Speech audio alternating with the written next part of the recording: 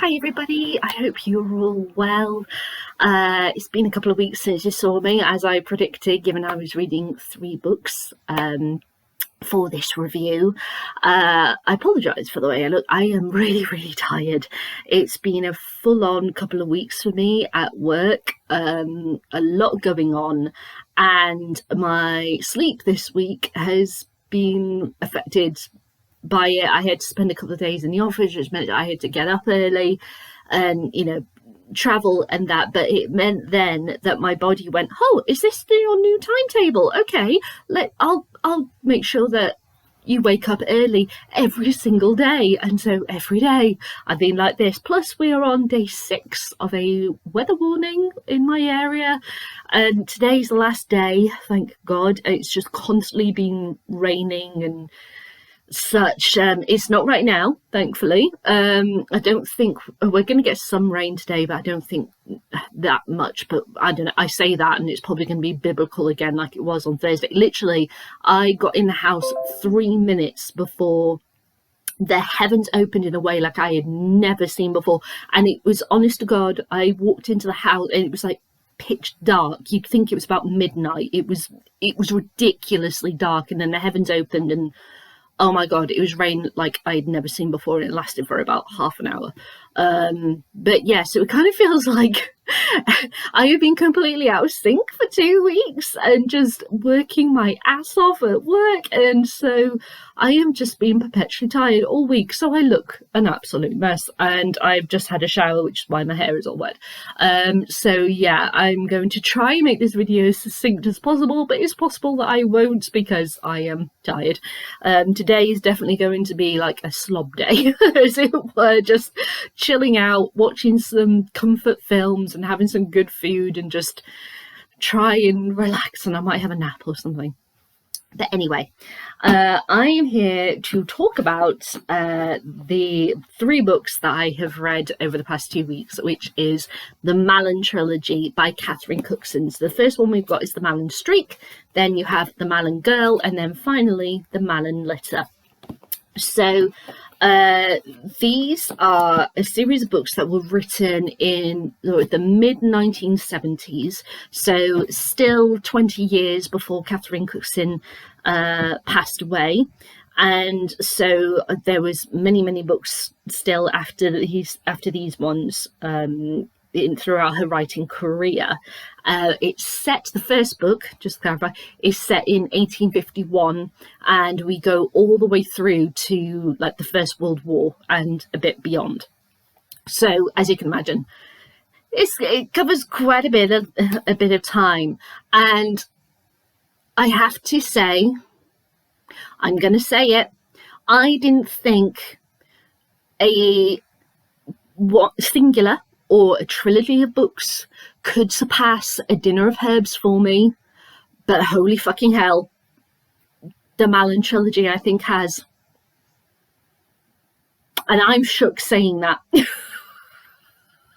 I don't know where the hell that came from. So my interactions with the Mallen Trilogy, just so you know, before I go into talking about these books and what they cover, I got the Catherine Cookson drama collection for my birthday.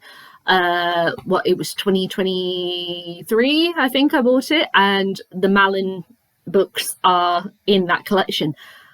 I hate those dramas. I think they're really poorly constructed as dramas just themselves. Yeah, not my favorite. I really don't like them. And so when I got to this trilogy, I mean, I was excited to read them because I was like, this is Catherine Cookson. I really like her books. I'm going to see how it goes. But at the same time, I kept thinking, oh God, it's those ones.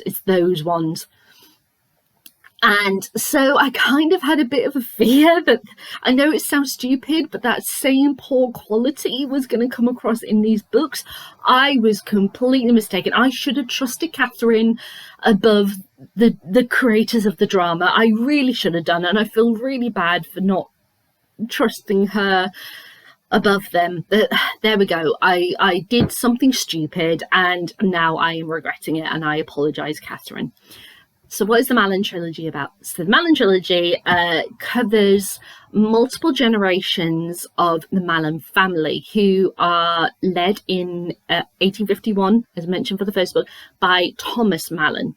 And Thomas is... he's an interesting character, but the key thing you need to remember about the Mallens is that they all had this white streak through their dark hair. It's something that is passed on down the male line. And this is actually a genetic condition that is a real life thing that happens in families. That can happen, that it's just genetics, that they have this condition, and it just causes a white streak in the hair. And so they stand out.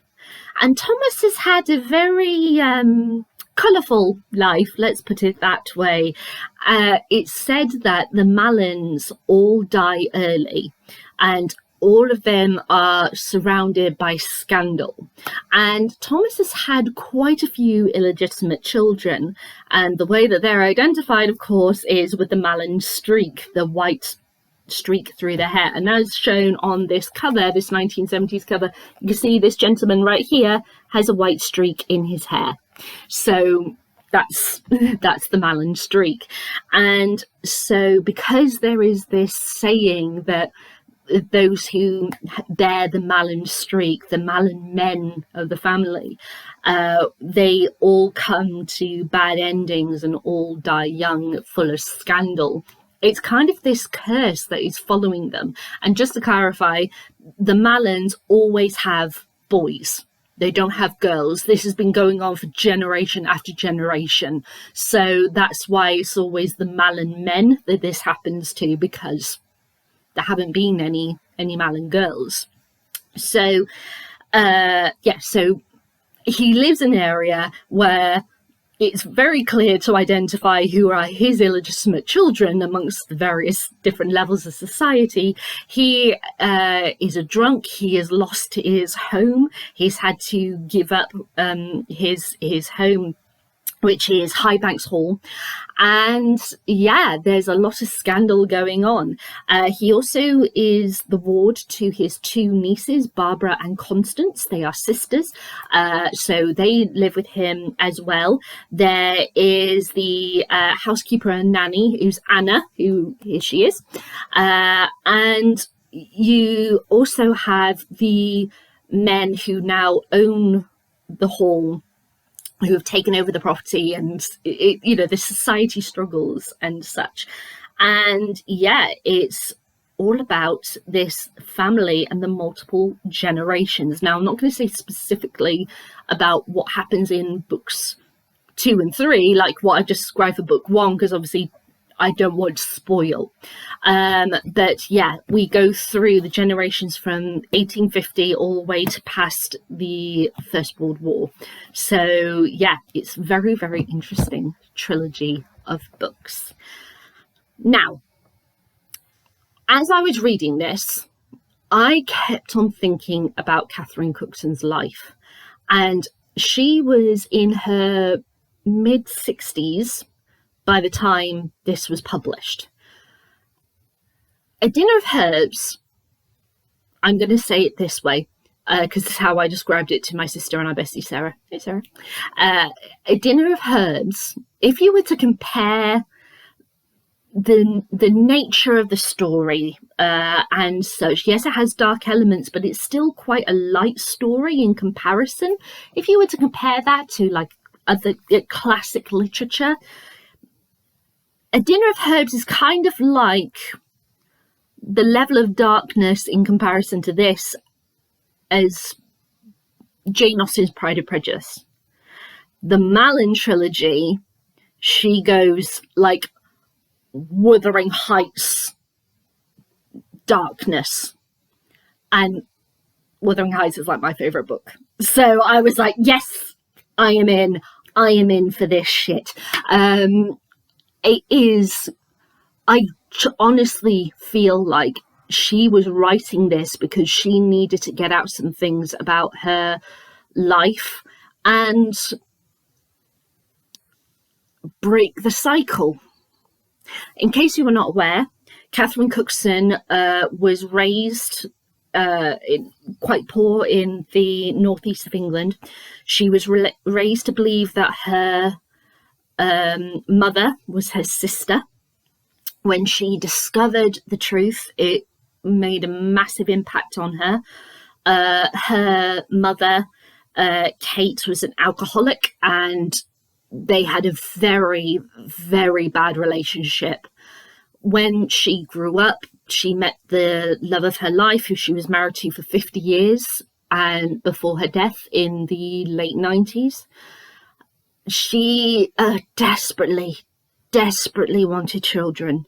And very, very sadly, because of a genetic condition that she had, a rare genetic condition, it meant that she couldn't have children. She managed to carry, I think, 5 children to almost a term, and then miscarried late in the pregnancy. So she went through a lot. She voluntarily got admitted to a psychiatric institution to be treated, I think, with electroshock therapy to help her deal with her grief and such. And it was a lot for her, and she wrote in order to deal with her grief. And now I feel like this is her in her 60s reflecting back, and she's going, I need about breaking the cycle.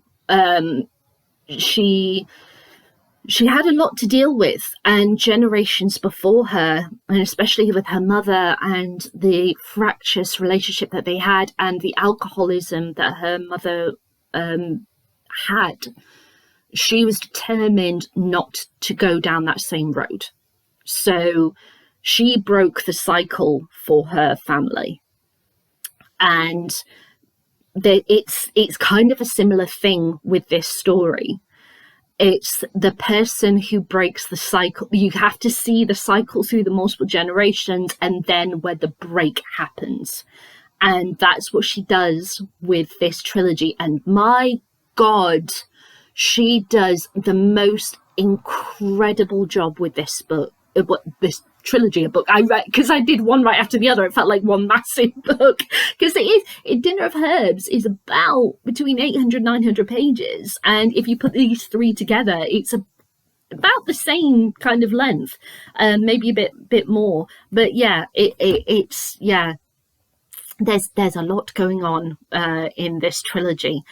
Now, just so that you're aware, if you are wanting to read these books, Catherine always has elements of darkness within her stories, especially kind of relating to rape, that happens through her books. Not in every book, but it is something that does appear through her books if you read them, in a large quantity. This I have to say is the darkest that I have read of her books so far. There's some really shocking stuff in these books.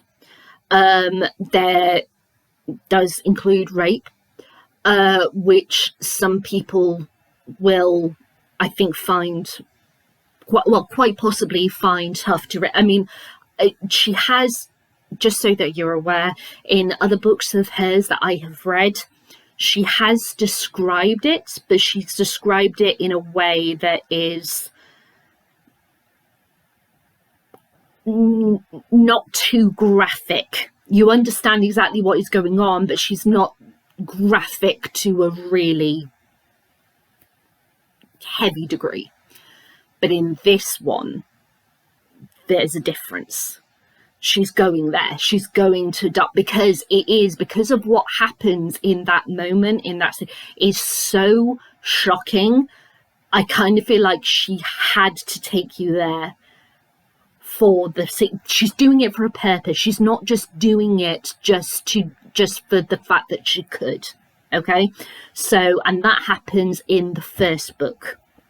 I just want to make that clear. So if you do want to read these trilogies, but you're not comfortable with that kind of stuff, you will experience that in the first book. I think it's, from what I can remember off the top of my head, it's around 200 pages in just so that you're aware. But yeah, she's gone a lot more graphic and a lot darker in this book, trilogy of books. But yeah, it's for a purpose. But I completely trusted in Catherine that even though I didn't when I started reading these, as mentioned, because of the drama, but that's a me complexity thing. I trusted that Catherine was doing this for a certain purpose, and holy shit, did she make it clear why she was doing that. And it totally makes sense for the curse and that she's trying to sell. Okay, so yes, there is some dark shit in this story, and she goes to places that I personally have not read of her going to before. But yeah, that was tough to read. I have to say, going through that. Now, I fell completely in love with the beauty of her writing, particularly in this trilogy. She always writes beautifully. The way that she writes about the north of England, oh my God, it's just, she adored the place where she was from, and all of her books are just the most beautiful love letters to the north of England. But I just want to read this. The first paragraph of the first book of this trilogy is one sentence. And listen to this. Highbanks Hall showed its sparsely windowed back to beautiful woodland and the town of Allendale in the far distance, whilst its buttressed and emblazoned and many-windowed face looked out over formal gardens onto mountainous land so austere and wild that even its short summer beauty brought no pains of praise except for those who had been bred within the rigours of its bosom. And I was like, oh, Catherine, oh yes, I love that Catherine, she automatically goes, boom, this is where you are. Okay, let's get going. And what I love especially is that Catherine always writes about women of low state, low socioeconomic classifications, and the fights that they have to build themselves into being the strong, powerful women that they become. And this is no different. She does the exact same thing, although obviously because it's Mallen men in the first book, don't forget the second one is called The Mallen Girl, she does the same kind of things. But what I love is that I feel like she was kind of channeling the energy of Wuthering Heights, as I previously mentioned. And instead of having it, the Wuthering Heights is like the poorer, run-down house, and you look over the landscape, and Kathy longed to be the big house that Edgar lived in with all of the servants and the opulence and everything. It's flipped. We have it that we are in an opulent house with this grand kind of just beautiful lands and gardens and such. And over the hill is a poor house that looks so just nondescript, but it's so stunning to look at the same time. I loved that she took something like the energy of Wuthering Heights into her story, flipped it on its head, made the focus about men, and then flipped it again to be about a woman, and how we have this thing that through multiple generations of families you can have things that are traits that you can be so hard to break, and at some point you need to possibly stand up and break the cycle. And she played that out beautifully in this trilogy of books. I loved the fact that with each step it feels like the first one, this is dark, and then the second one goes to some really quite dark places, and the third, but there's a slight light on the distance, and then the third one, the light, even though there is some struggles and some dips and so, the light gets bolder and bolder and bolder, and then you have that it's taken over the darkness, and there is nothing, there's not even a speck of darkness left behind. And that's wonderful. That it truly feels like she was reflecting on her life and the complex, especially the complex relationship with her mother, Kate, and going, I know who I am. I know what I value. I know what I love. I know what I'm worth. And those words, those things, those aspects that have impacted my mother, my grandmother, my generations before, can't touch me. This is who I am. This is me. I just, the more I read it and the more I thought about Catherine, the more I felt I was, weird to say, the more I felt I knew her. Is that odd? I don't know. It is so beautifully and complexly constructed. It is so well written. I don't know how she was able to do it and churn out book after book. She wrote over 100 books in her career, and I'm floored by this. I'm truly, I don't have the words to put fully how I feel about this trilogy. It's just, it's stunning. It's absolutely stunning. And that's why A Dinner of Herbs, I will always adore A Dinner of Herbs. I just, that story is just so well constructed and beautiful, and multiple generations, and how choices the previous generations have, how they can have a knock-on effect, and the things that we learn, etc. As I said, it's this trilogy, you could say it's kind of a similar thing, but it's not. It's completely separate. And in comparison, it's like the lightness in Dinner of Herbs is like Jane Austen, Pride and Prejudice, and this is the deep, dark shit of Wuthering Heights, okay? The Mallen Streak goes to places that I've never seen Catherine go to before in the books that I've read of hers so far. And that I am floored by. And that's why I'm like, has the Mallen Streak taken over like A Dinner of Herbs for me? Seriously?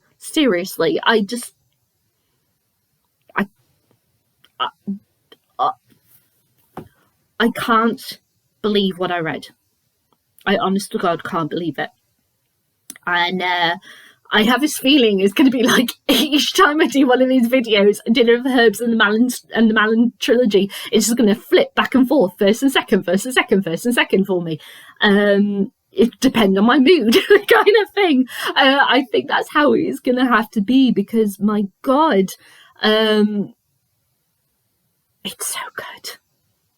It is so good. I can't wrap my head around it. So let's talk about the dramas, should I say, because there is 2 changes to the stories that they make in the dramas. And the second one, I will never forgive the drama makers for doing. And it actually makes it, yeah, I'm going to say it. This will permanently mean that those dramas are at the bottom of my list for the ranking of Catherine Cookson dramas permanently. So the dramas, as mentioned, I got in this box set from the 1970s. So let me just check something, because I have a feeling, isn't it, that it's something ridiculous, like, yeah. The Mallen Streak, the Mallen Girls, the Mallen Secret, and the Mallen Curse. So they did 4 dramas. The 4 dramas cover only the first 2 books. So why didn't they do the 3rd book?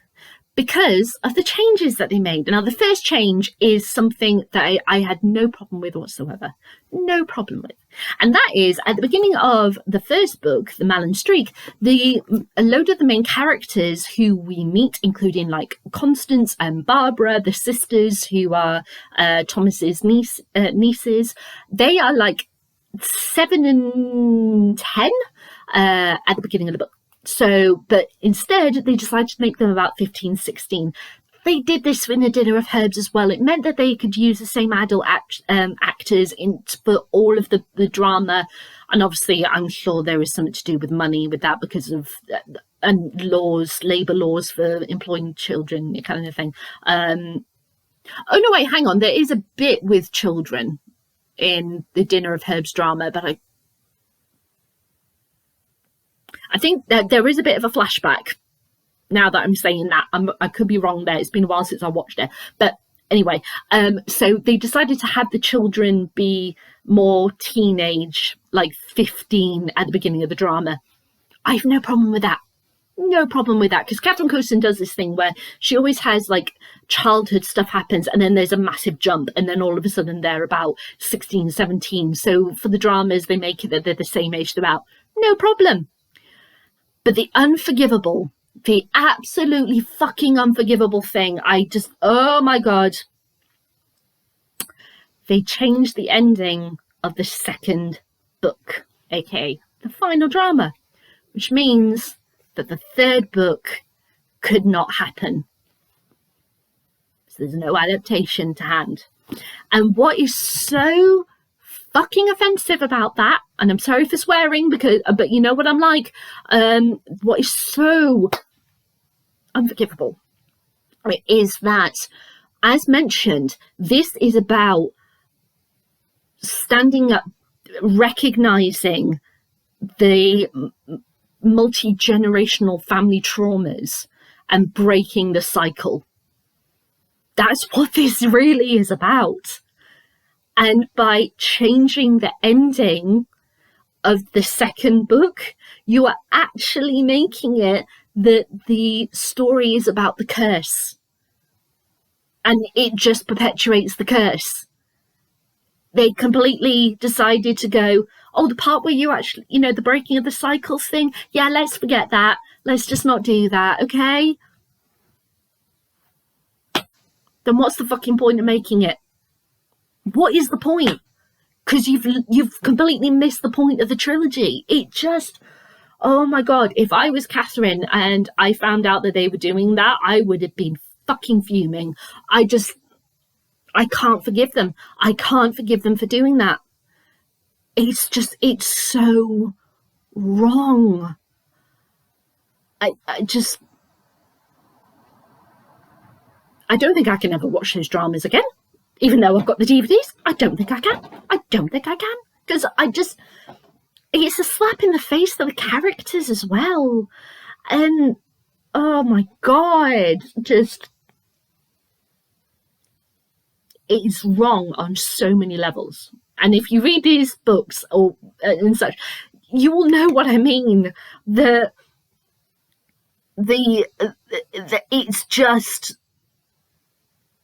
It's heartbreaking to watch that ending. I get it's more dramatic, but it just isn't. It's like, right, let's go back to Wuthering Heights, because I love Wuthering Heights. After the Kathy Edgar Heathcliff stuff is done, I'm not going to say how all that stuff ends, what happens and everything, because spoilers in case you're interested in seeing it. But, when that shit is done, and it feels like light finally comes through the clouds and the darkness, we have two people who we know are going to leave Wuthering Heights and are going to have a beautiful life.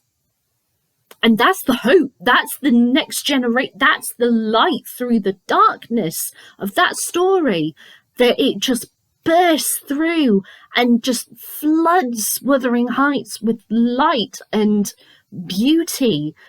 And it's a stunning thing to have at the end of the book. And so that's how it feels with this final book, with the Mallen litter. So to then have that taken away because it's more dramatic, that is a slap in the fucking face of Catherine Cookson. I'm sorry, but it is, and I will never forgive them for doing it. So there we go. That's why the Mallen dramas are, in my opinion, the worst adaptations of the Catherine Cookson books that I have read so far. There we go.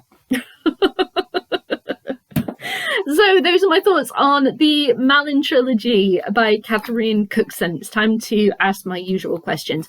Would I read these again? Yes, I definitely would. I kind of feel like whenever I feel like I need to have like Wuthering Heights and the Bronte sisters kind of binge, I'm going to have to read these books as well, because it feels like they kind of strangely belong, even though Catherine was from a completely different time period as the Bronte sisters, but they feel like they are sisters still, with Catherine added on.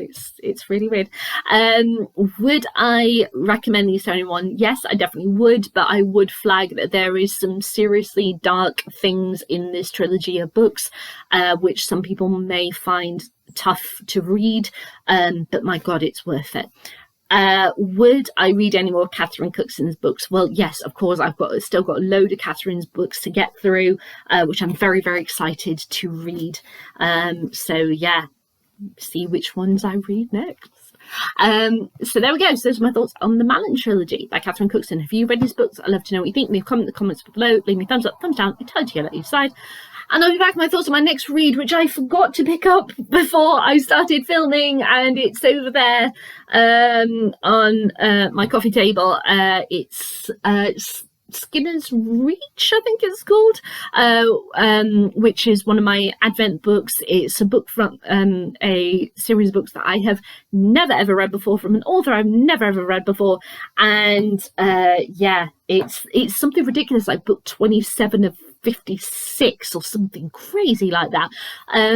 So yeah, I will be back with my thoughts on that book, and hopefully I got the title right when I was just saying now, as soon as I'm done reading. All right then, everyone, bye.